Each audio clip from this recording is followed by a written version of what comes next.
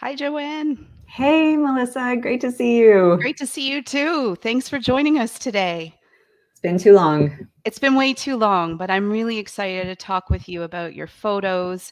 You've been on so many experiences around the world documenting so many different individual animal stories. And this is just a little piece of the work you do, but I'm really glad that you could spend some time with us and talk to us about captive wildlife issues here in Canada. Yeah, I'm glad we're on this common mission. And so we're going to have a lot to talk about over the next half hour to an hour. A lot to talk about, and maybe there'll be more, and hopefully we'll get some interesting questions from people.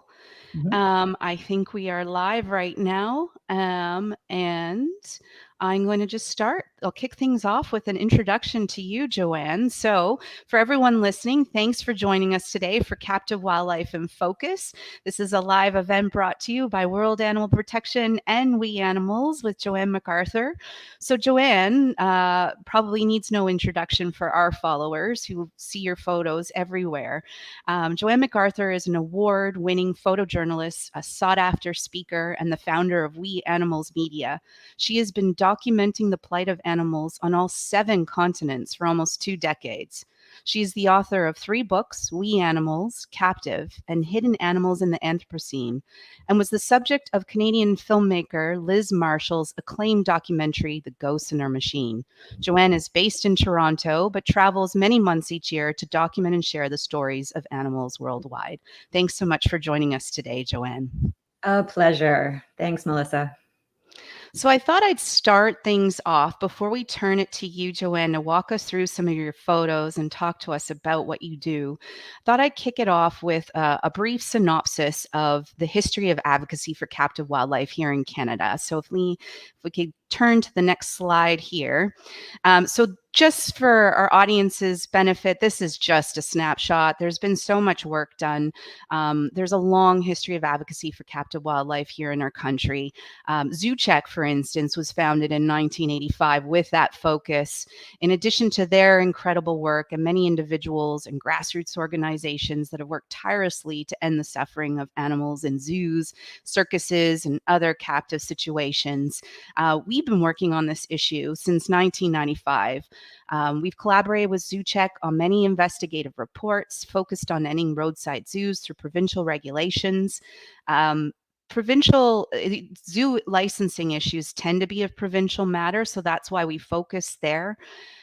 Stronger regulations did pass in Alberta back in 2006, and that helped put an end to Gazoo Animal Farm in Three Hills. That had to be one of the worst roadside zoos I've ever seen in Canada. It was a horrible place. Dogs were kept in cages with lions. So there's been progress with these provincial regulations shutting down some of the worst facilities. In BC, the government passed regulations, the Exotic Alien Species Act, I believe it was called, after a woman was fatally mauled by a tiger at a roadside zoo. And we often see cases of, tragic instances really being what fuels the government to finally act. Those regulations helped phase out roadside zoos and the exotic pet trade. And Ontario followed suit that same year. We saw Bill 50 pass. In the Ontario government passed this and established captive wildlife standards of care. They also increased penalties for animal cruelty offenses, and they gave the OSPCA finally inspection powers to go and inspect zoos. And that, after that legislation passed, a number of roadside zoos in Ontario did close, like Lickety Split and Bergeron Zoo. So we've seen great progress there. But the government never ended up enforcing those standards in a systemic way. They ignored the recommendation from their own members of their advisory group. That was us and the OSPCA, even the Canadian Association of Zoos and Aquariums at the time recommended the government implement a licensing program. So Ontario still doesn't license exotic wild species in captivity. So you actually need a license from the province to keep a raccoon in a zoo, but not a tiger. It makes no sense. And that's why we still see a problem here, Ontario being one of the worst jurisdictions in Canada when it comes to the regulations for zoos. But we've also seen some federal action, and I was very excited to see Bill S-203 pass in 2019. This banned the breeding and display of cetaceans, whales, dolphins, and porpoises for entertainment, putting an end to places like Marineland. They're still allowed to have the animals they currently have, but they can't breed them anymore. So it's putting an end to this growing problem of animal suffering. And then to pick up on that great achievement, Bill S-241, a bill to create the Jane Goodall Act, was reintroduced in the Canadian Senate this past March. This would ban elephant captivity in Canada and extend protection, as we have for cetaceans, to more than 800 wild animal species. And it would be a real game changer here in Canada. It would help put an end to roadside zoos because these animals that are protected under this bill, great apes, monkeys, wild cats like lions and tigers, even venomous reptiles. These are really the attractions at roadside zoos. So by disallowing them, it would really help phase out the system across the nation. So we're really excited to talk more about that. But again, this is just a snapshot. There were great work ending elephant captivity at the Toronto Zoo and there in Calgary, and great focus on Marineland as well. And it wouldn't have been without those collective actions of advocates across the country working on this that we would see these results. So I thought I'd just paint that picture. And of course, compelling photos, powerful photos, is really key to changing people's hearts and minds and our laws. And who better to talk to us about that than JoAnnes? So JoAnnes, I wonder if we could just have a chat about that very question and the impact you've seen, the power of photographs to change things for animals. There is a lot to talk about there. I appreciated the intro because you've reminded me of the time scale that we're working with. Things feel horrifically slow, don't they? Because we're thinking about the individuals who are caught in these places. And so it takes a lot of effort, doesn't it, to create small changes. And sometimes these small changes aren't enforced or they don't even stick. So, but thank you, because you're reminding me of some of the places that I've visited over the last 20 years that have closed down. And about the hope for the future, especially with the Jane Goodall Act. I was wondering, who are these 800 wild animal species? Or I guess, but you've told us a little bit about that. But more importantly, like, who aren't they? Who's not included in these 800? One of the slides that I'll show is a jade-headed buffalo beetle. At the end, I'm not sure if they're including insects in this in this act. Not yet, JoAnnes, but we'll get there. Yes, I'm glad you're giving visibility to all these species that aren't protected under this bill. Yeah, we could start with that photo of the beetle. I think that's kind of interesting, and I think it's the one of the, like, the fifth last slide. If we can switch through to that. I can't see what's coming up yet on the screen, so I'll wait till I see that. Let's see if we can get that beetle up there. There the beetle is at the biodome. Yeah, tell us about this photo.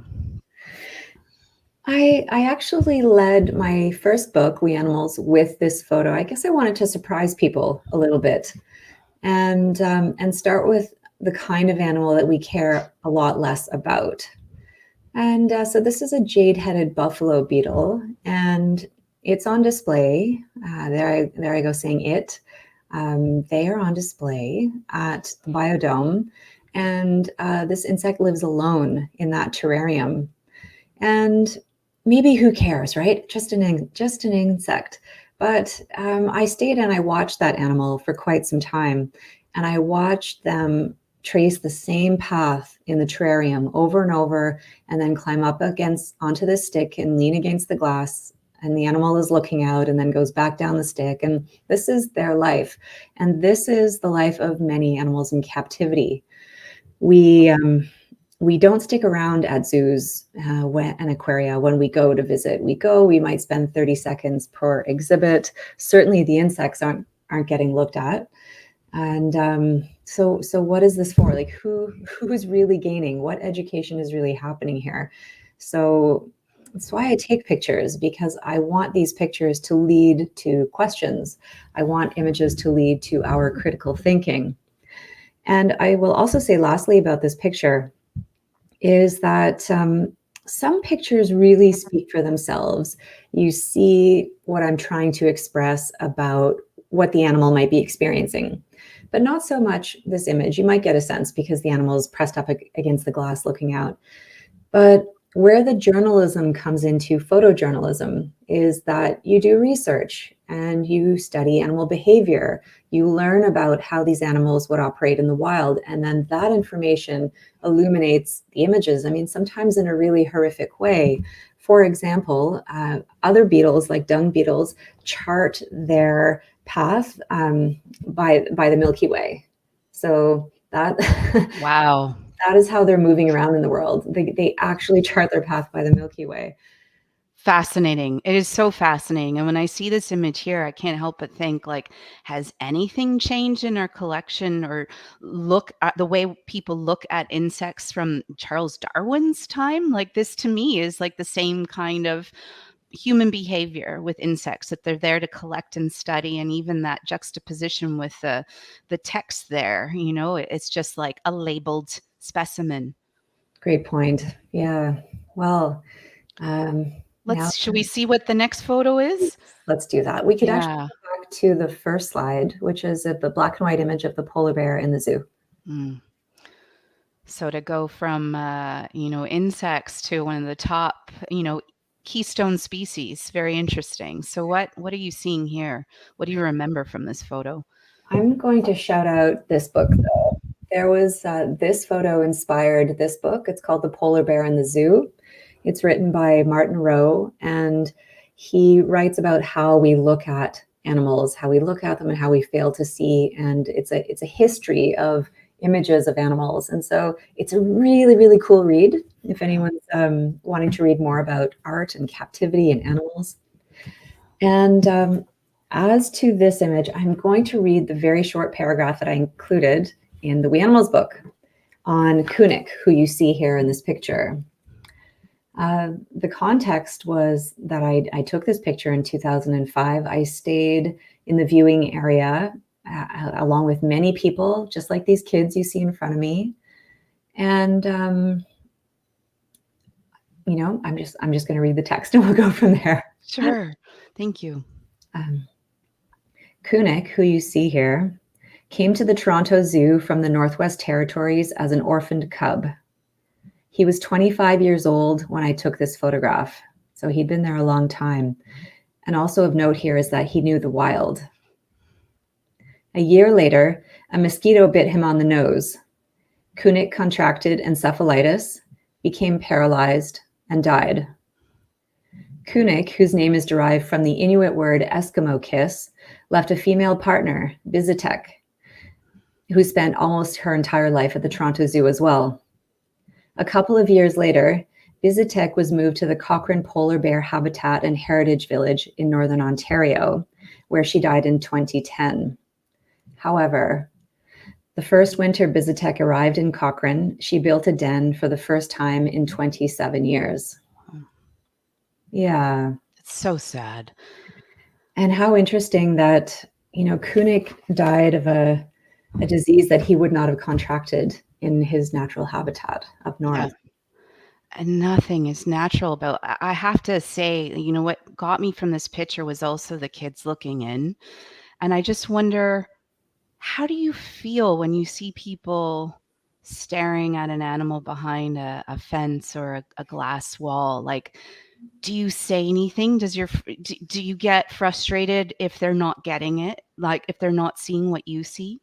Well, I am frustrated. I feel like an island, but I use my images to talk. I put my images out into the world strategically with books and social media and news and with you, and any way that I can. I think I'm a stronger speaker through my images. Mm-hmm. So you bite your tongue when you're taking this photograph, or? I do because Okay. I also don't want to be outed. I'm in this sort of professional headspace of having a small amount of time to create something very poignant that I can then speak about for decades. And but to your question about how are people behaving around me, well, something unique about this image is that there's a child who is looking on with awe and who seems to actually be paying attention, which is not what you often see. You often see people who are clearly there for a couple hours in the park, a stroll, lots of selfies, kids crying for ice cream.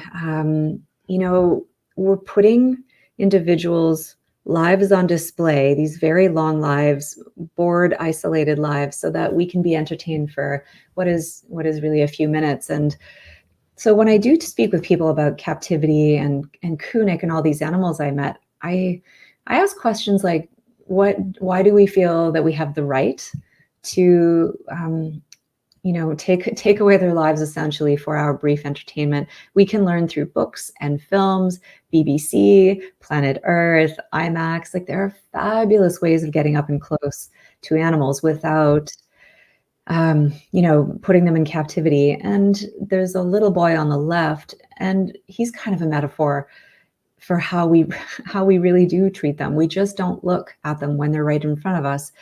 We see a polar bear, but are we seeing an individual who's captive, who, like that jade-headed buffalo beetle and so many other animals I've met, is just spinning circles in the same small enclosure?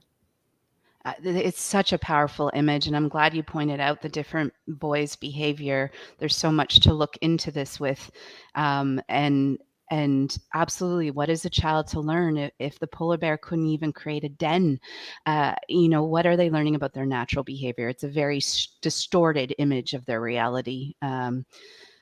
This is, yeah, it's really sad and heartbreaking. Shall we go to the next image? Let's do that. Yeah, because I know you have quite a few. Oh. I wonder if you remember this little one from back when I took this picture. This was, at the Calgary Zoo, and there was a mom who was being bred, and she would give birth, and she just didn't want to be a mom. We can't ask her about that, but we can assume some things. A lot of animals reject being in captivity in certain ways, and some animals reject it by not rearing their young.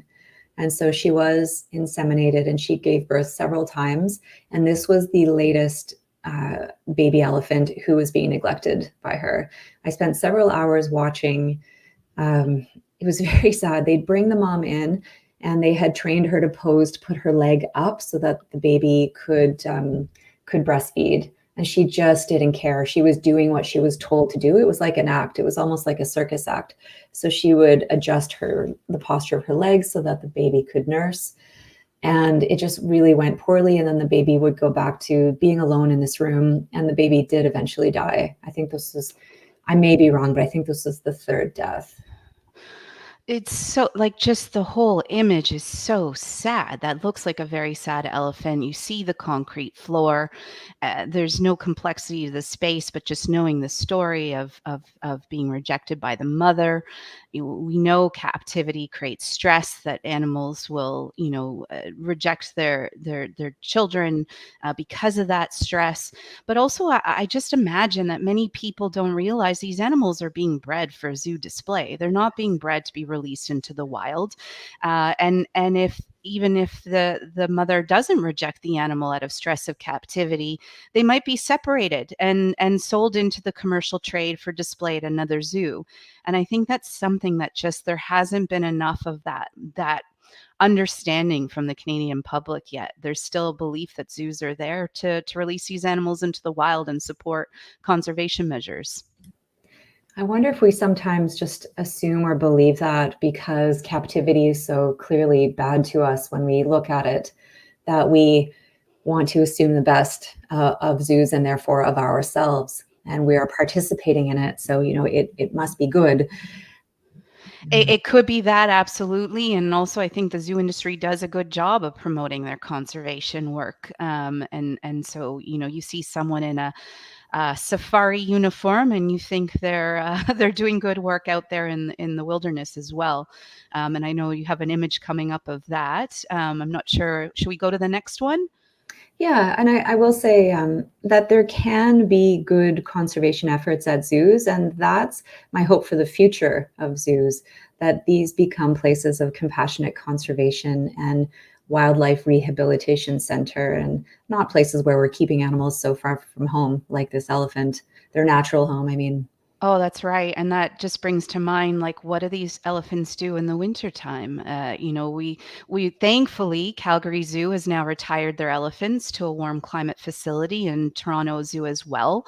But we still have Lucy, the elephant at the Edmonton Valley Zoo. And I just can't imagine what life is like for an animal like an elephant in the winter. So people see what they do through the summer and when the zoo is open. But what happens to all those exotic wild animals that don't cope well with Canada's climate?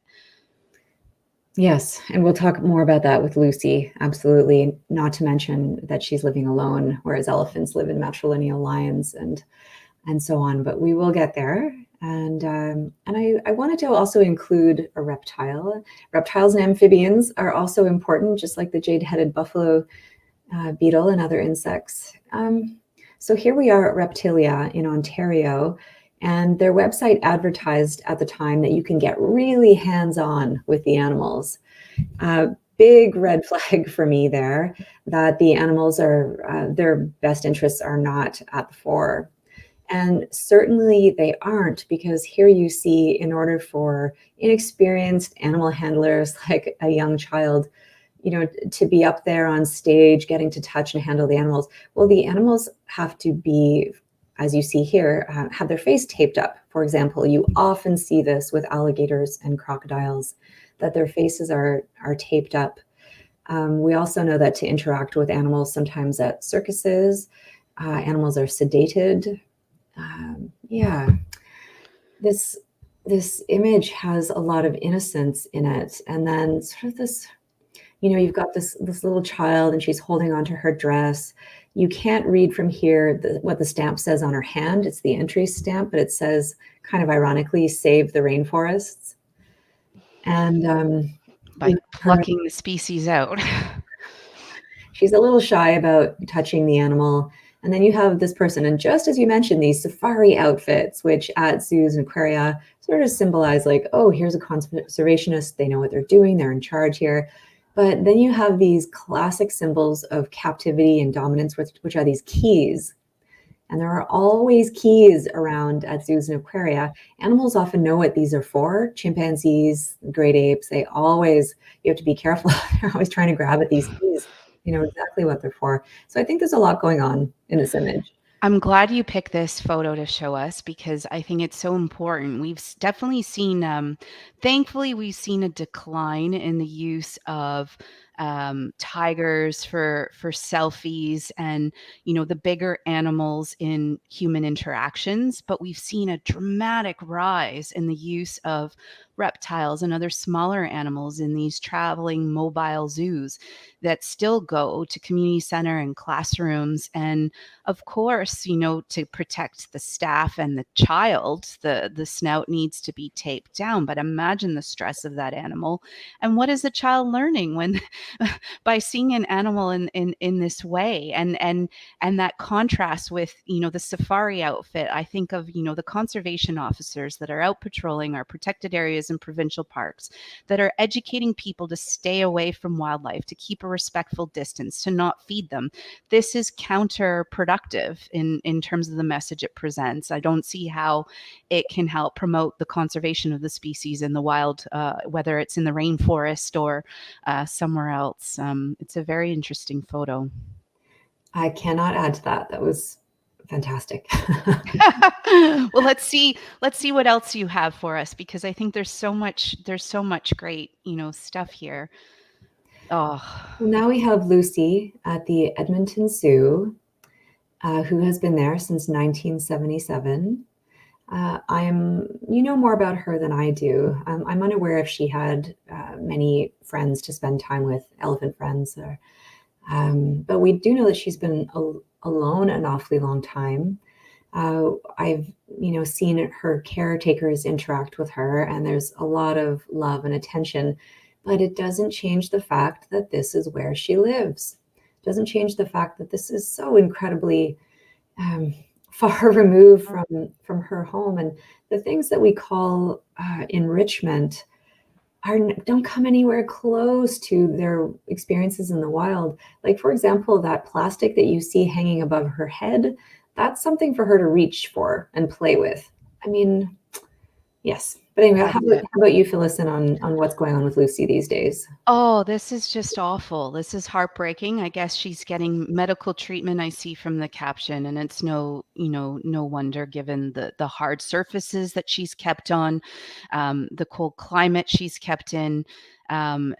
This is one of the most heartbreaking stories in Canadian zoos, to see such a socially complex, intelligent animal that's used to living in big herds kept alone, and in the same barren enclosure for what, 45 years. I know ZooCheck and Leap have done such incredible work at advocating on behalf of Lucy, and I don't know what it takes to get the Edmonton Valley Zoo and the city of Edmonton to retire her to a warm climate sanctuary. But I do keep hope that if the Jane Goodall passes, at the very least, there will never be an elephant that has to suffer like Lucy. And that's the only way I can cope with that kind of image, is just knowing this is it. This is the end of this kind of suffering in Canada. It has to be. But her situation is absolutely horrible. I just wish she could have gone to some of the other sanctuaries. The Toronto Zoo elephants, after much work, were sent to, was it Paws in California? Yes.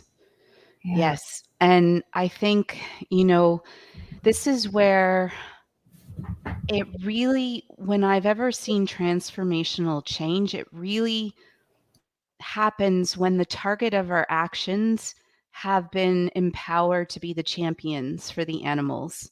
Like, though the Toronto Zoo resisted as well, and it was the city council that said no, they're going, right? And so that local, for anyone who's listening and wants to know what they can do to help, like, use your influence. If you live in Edmonton, speak up, get local champions at city council, get the zoo to move her if she can be moved anymore. And I still think even if the risks are high, what else, right? It's worth it. It's worth a second chance, even if there are high risks. Her life is horrible right now. So, but it has to, it has to come from within. Sometimes those top down types of approaches don't work. And maybe you've seen this too with the images you've captured, is the people who hold the key to those animals' lives really need to be moved. And sometimes they do. And that really excites me when I see that change. Yes, I agree with you. I'm glad there have been so many people. I see the comments coming in as well about Lucy, and I'm glad that she's had so many advocates. It's really unfortunate how it's gone, despite the many attempts. And bringing it back to photography and what I do and what we do at We Animals Media, I'm just glad that there's a thing called animal photojournalism, and it documents animals in these kinds of conditions.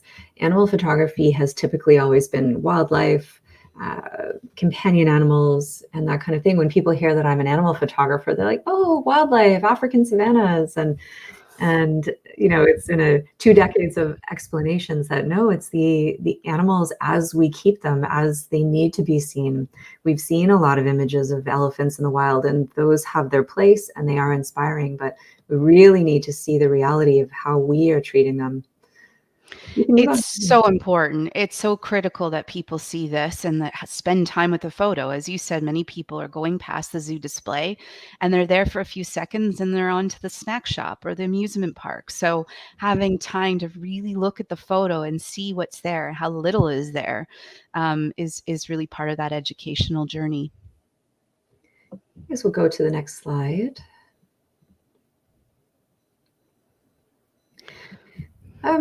This image we don't need to spend a lot of time on, other than what I do want to say about it is that, as I said, people think, oh, you're a wildlife photographer and I must take beautiful images of animals. But really what I'm trying to do in animal photojournalism is show the constructs in which we keep animals, the absurdity, the devices of captivity, the cages, the locks, the lack of natural habitat, especially in that last image with Lucy. Here you have a white lion who can be outdoors, but next to a house. This is at Papanak Zoo, a truly horrible place in Ontario, with a very long and inglorious track record of animal welfare issues.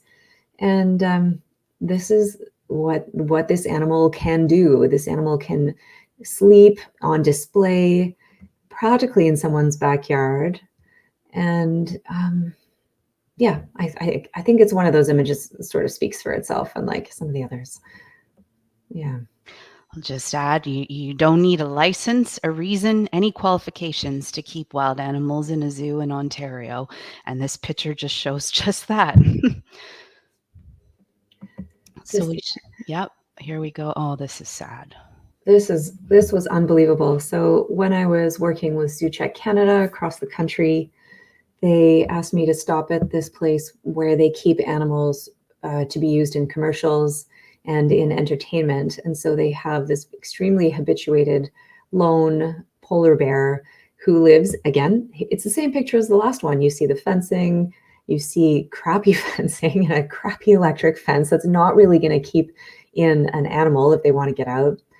And this pool, there's this one ball floating in the corner of the pool there. But this is how, and not their habitat, right? Like even in the coldest months, this is not going to in any way replicate the natural habitat of an animal. And the animal, the polar bear, did not like me being there. I had snuck onto the property and took as many pictures as I could before getting caught. Yes, but this animal was sort of posturing and swaying back and forth and indicating to me that they were really unhappy with me being there. And I was probably not that safe either. And, I'm not the first person to be on this property, and I'm sure they have family around and all this. And this is really poor fencing. So, I mean, a crappy situation for the animal, but also a dangerous situation for people who come around. And yet this was, as far as I could see, was a perfectly legal way of keeping an animal. Do you know if this place is now closed? I don't. Do you? No, I don't, but now I'm going to look into it. I would hope so. I would think that the regulations passed that year maybe have put an end to this type of reality for these animals. They had all sorts of animals in much worse conditions, I will say, animals who are trucked all over North America to be in commercials, and like lynxes. They had all sorts of cats and wolves, and they lived in really, really tiny spaces. Like some of them almost seemed like small cages, not enclosures, but cages. Awful. We can go on to the next. Now, I think this is the one that you said was really awful. Three Hills, is that what it's called? Is this Guha's? Yeah. Wait. Gazoo. There's Gazoo and Guha's. There's two different ones. This was Gazoo in Alberta. This is Gazoo. Okay. Yes. There you go. And this is a place that closed down? Yes. After a long, and it had lots of animals. Yeah.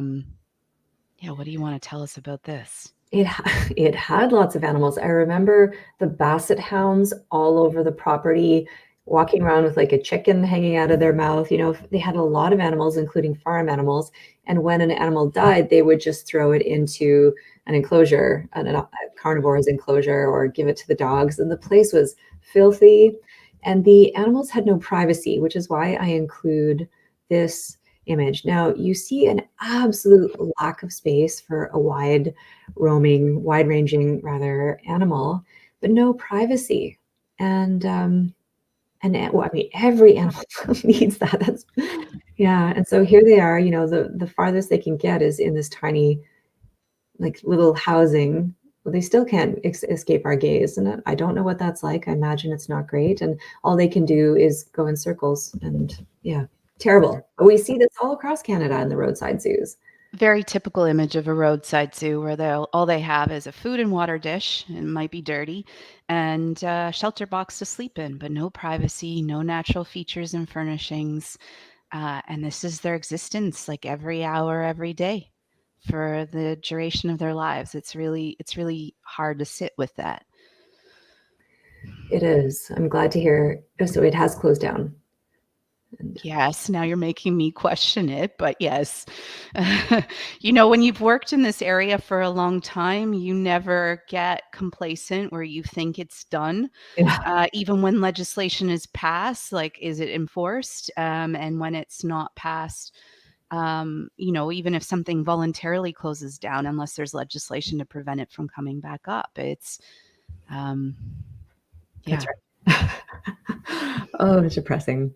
I'm gonna send you some positive information on this after this because we need some good stories. There are good things happening.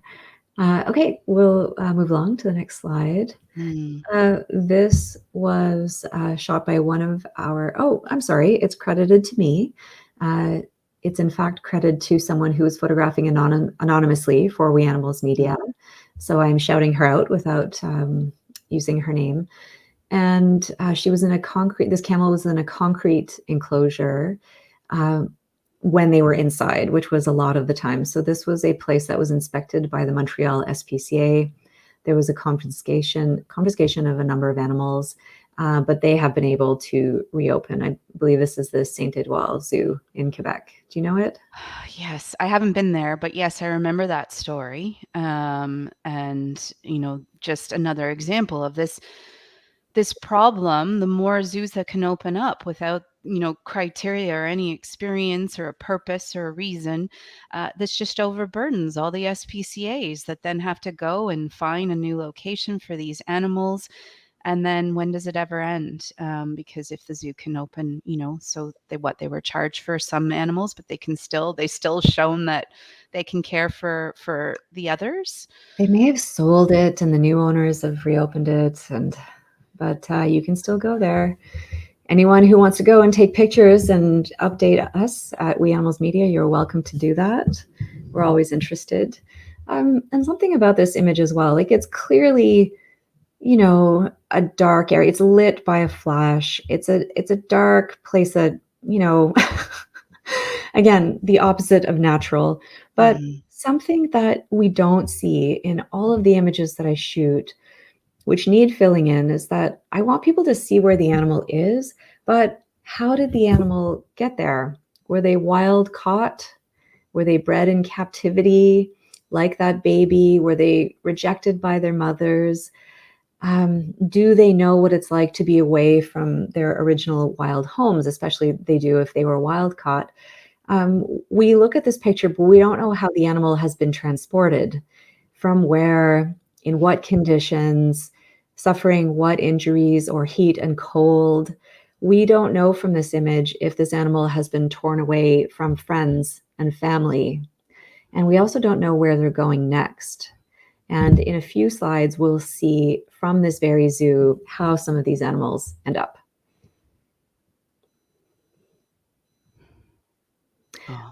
So here is one of the lion cubs at this zoo. And I thought it was pretty scary that anyone walking through the back area can basically be able to touch the animal, first of all.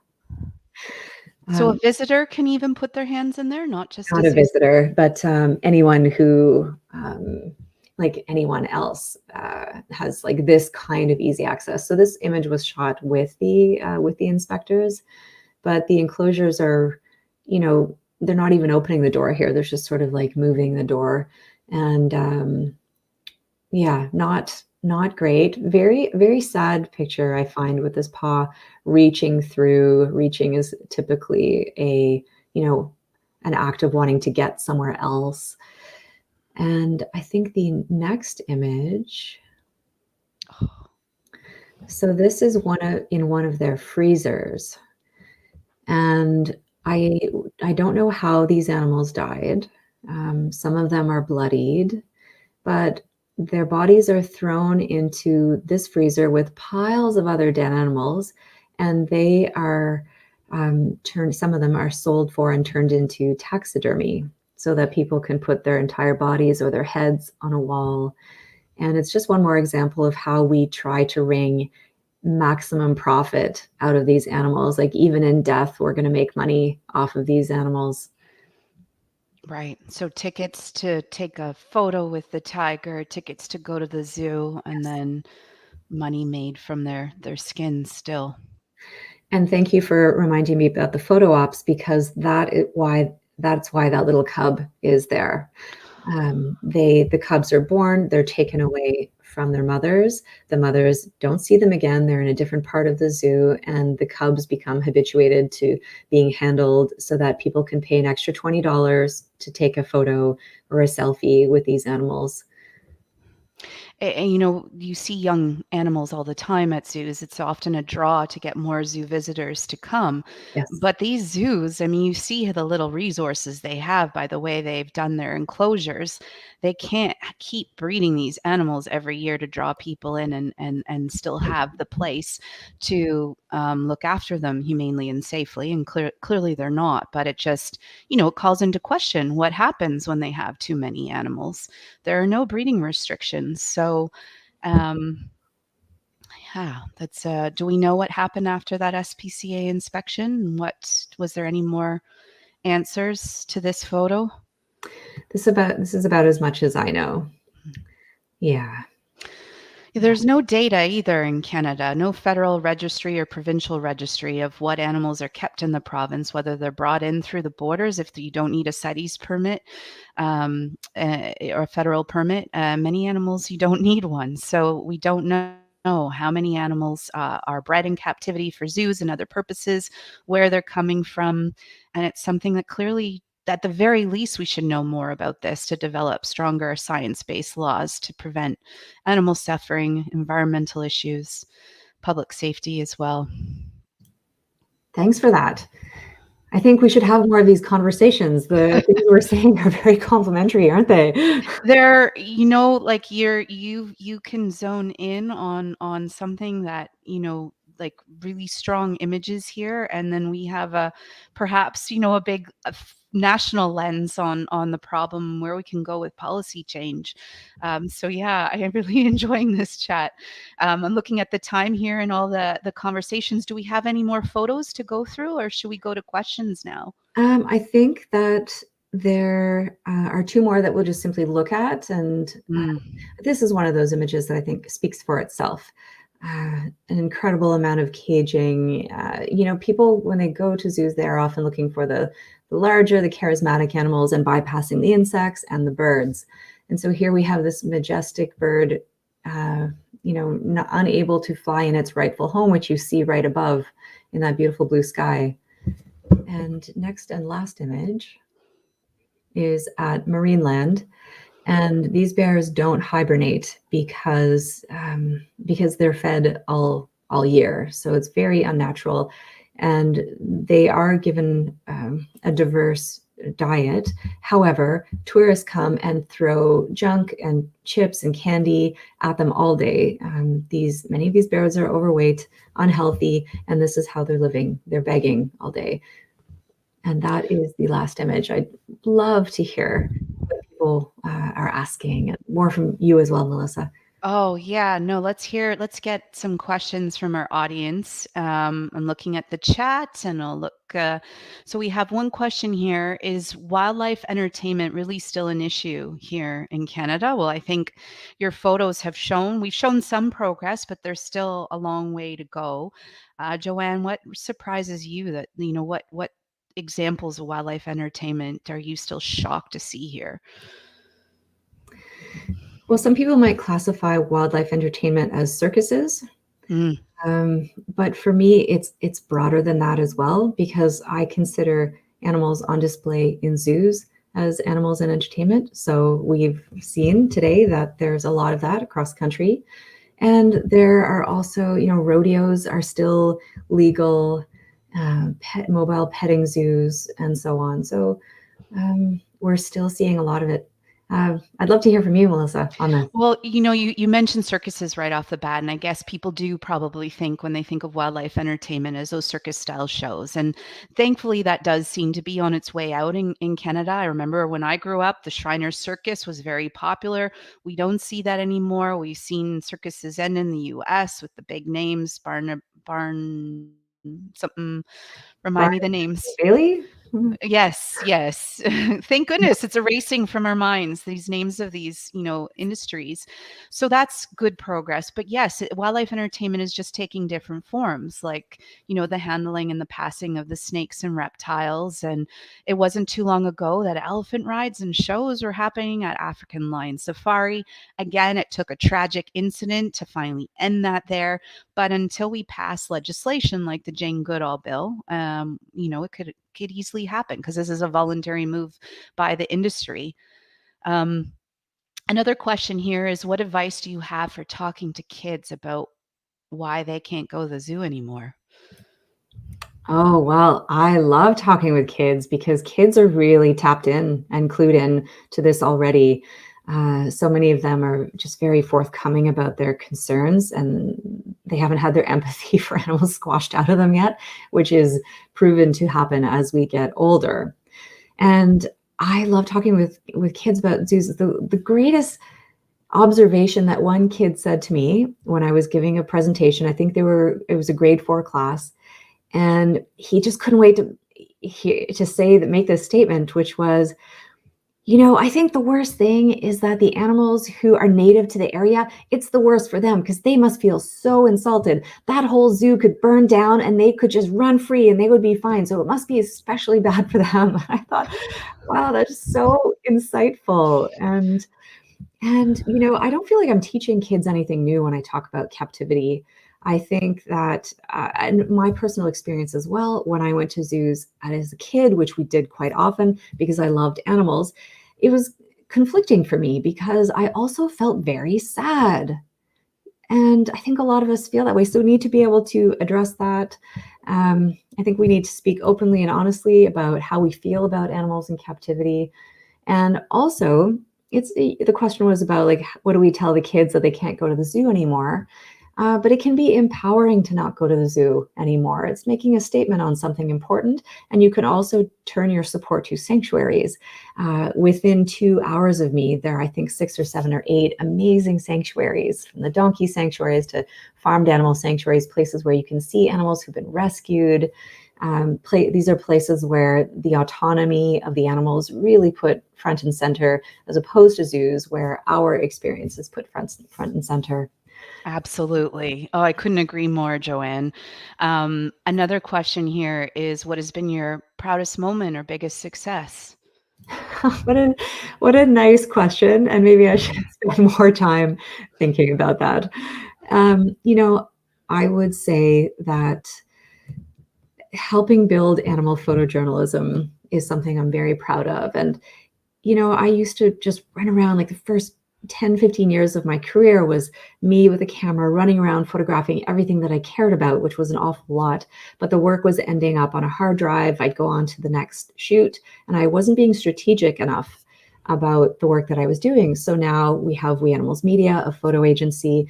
We have contributors all over the world who are really amplifying our strategy, working with NGOs, having a media and marketing plan. And so I'm really proud that now we do a lot more with the work that we all do. Absolutely. I mean, we benefit from your amazing archive of powerful images and can't thank you enough for everything you do. I know, I can't imagine anyone has seen more animals in distress than you have. How do you cope? The number one question, how do I cope? And I cope through practice. I didn't always cope well. I care very much about the animals that I'm photographing, and I don't get to help them. I'm taking photos so that I can help future generations of animals. So leaving is the hardest thing. But I cope by reminding myself every day that I'm doing my best. And sometimes that's a little and sometimes a lot. And I'm gentle with myself. If I'm beating myself up every day, about all the suffering happening in the world, then I'm going to burn out. A lot of people burn out from animal advocacy because it's a very sad space. That's what it is. But we can focus on change and progress, and focus on being part of the change. And that's what I do. And I've had to remind myself to get unstuck from the sadness of the world and focus on the good work ahead. Absolutely. Well, I think that's a great way to go. And I know we have a lot of followers here who are really, keen to know how they can get into animal advocacy, maybe follow your footsteps, being a photojournalist. What advice would you have for them? Thank you. Before I answer that, you did mention our archive, and I want everyone to know who's listening is that We Animals Media has a stock site of over 20,000 images that are free for you to use for your advocacy, whether it's big scale campaigning or for your social media, things you want to talk about. Those images are free. And we're able to give everything away for free because we're donor supported. So of course I have to mention that as well. And super grateful to everyone who helps us and to all of our contributors. And about, to answer your question about what people can do, well, of course, I'm going to promote animal photojournalism and getting into this line of work, whether it's sort of in a citizen journalism capacity, taking images of things that you see that are wrong in the world and getting them out into the world. But a lot of people ask me, how do I do what you do? And I get asked that so much that we made a masterclass on the topic. So it's 2.5 hours self-guided on coping and techniques and lighting and gear.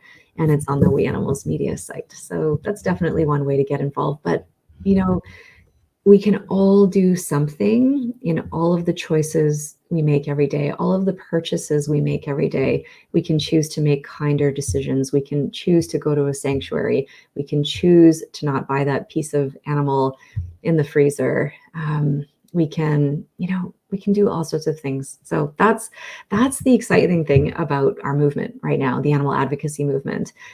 You can do something every day, and it's growing. You can go into animal law. You can focus on journalism or the sciences, ethology, animal behavior. It's a really exciting place to be because it's all growing and it's all changing. That's awesome. No, there's so many different avenues people can take. And I totally agree to just use I like to tell people to use their influence. Do they have, are they a teacher or a student? Could they start with getting a policy to not bring captive wildlife into the classroom? For me, I started as finding alternatives to dissection because I wanted to learn about biology, the study of life. And there was no alternative route either in high school or in university, which is, how are we going to build knowledge and advocates that are about compassionate conservation? If people have a great relationship with their member of parliament or member of provincial parliament, maybe that's where they start in getting stronger laws passed. But I think we could turn it to this bill that we mentioned at the top of the hour, the Jane Goodall bill. In my time, I have never seen such a strong federal bill that protects so many species. And you're absolutely, JoAnne, it doesn't protect the beetle yet. It doesn't protect so many species, but it is the best chance we have at ending roadside zoos across the country in a big way.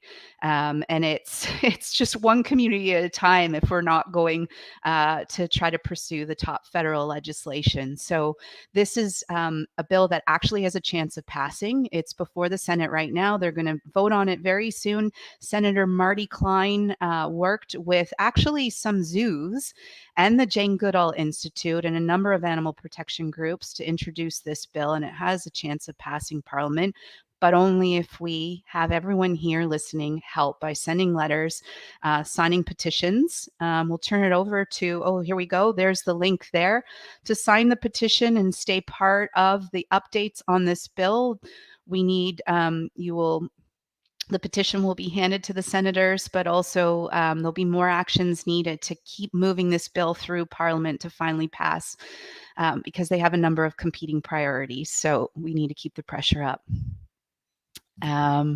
Anything else you want to add, JoAnne? I know there's a number of questions in the chat, and I think we're going to have to get to each one by post, hopefully. Any final thoughts? I'm a very emotional person, and I'm tearing up because I'm just so happy to connect with you again and what you're doing and hear about all these efforts and things we can do. Like, yeah, I just really need this, you know? You need to call me more. We need to do this more because you see such horrible things. And Mm, I only go to work every day because of the progress. And yeah. so it's people like who are joining us today, where we have a call to action and 5,000 of them send a letter the next day that fuels me every day. It's bills like the one Senator Klein has introduced. It's everything from the zoo being forced to send their elephants onwards to, every little crappy zoo that's been closed. But, it all adds up and we're making a difference. And I do fully believe we'll see an end to this type of industry in our near future. Absolutely.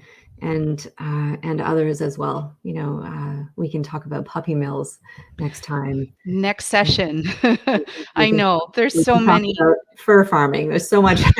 There's Let's so start a many series. animal abuses, but captive wildlife, we will end it. Thank you, JoAnnes, for spending time with us today. I know you're super busy. Your photos have been very powerful and have made great change. And thanks for speaking to us about them. What a pleasure. Thank you for inviting me, and looking forward to continued work together. And to all our viewers, thanks so much for joining us today and for all your comments and questions. Take care, everybody. Thank you. Bye. Bye.